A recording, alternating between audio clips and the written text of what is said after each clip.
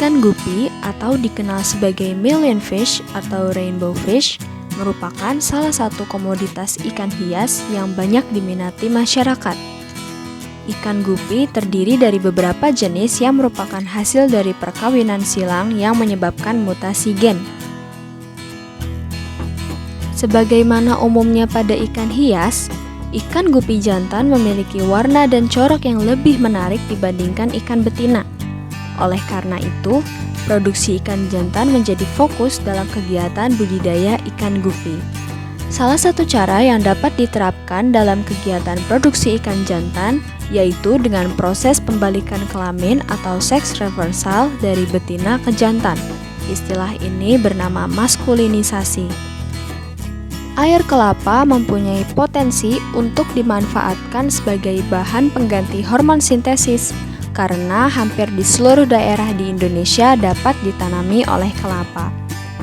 Pemilihan bahan alami sebagai pengganti hormon sintesis harus memenuhi persyaratan keamanan pangan, antara lain tidak merusak lingkungan, aman untuk dikonsumsi, dan mudah didapat.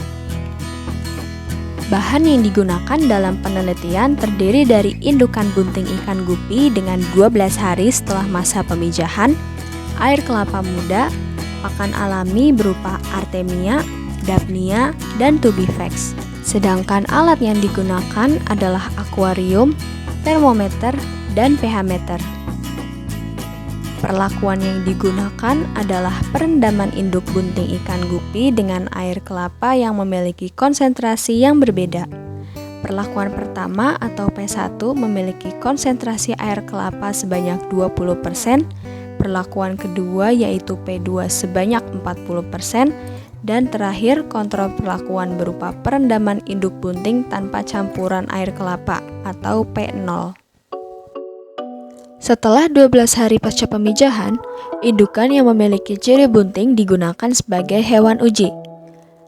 Lama waktu perendaman yang digunakan adalah 8 jam.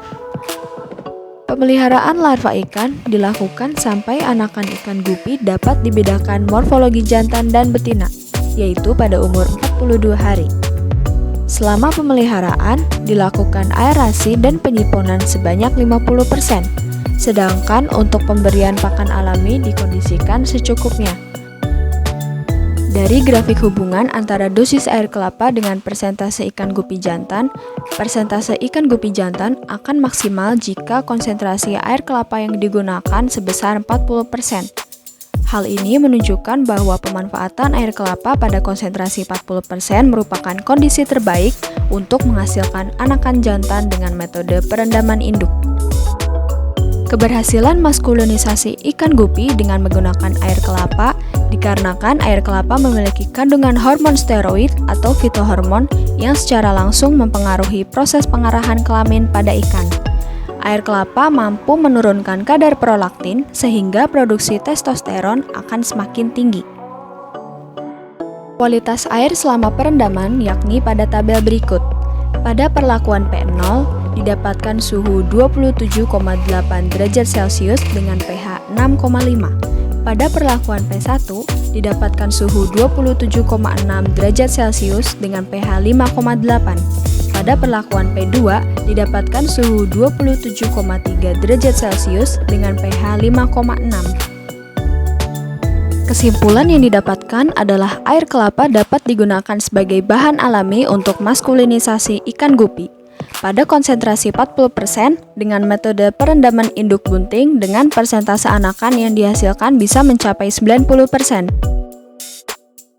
Kelangsungan hidup yang didapat pada setiap perlakuan yaitu 100%. Tingginya kelangsungan hidup ikan gupi selama perendaman dan setelah perendaman menunjukkan bahwa campuran air kelapa di dosis tertinggi tidak bersifat toksik untuk ikan. Cukup sekian dari saya. Wassalamualaikum warahmatullahi wabarakatuh.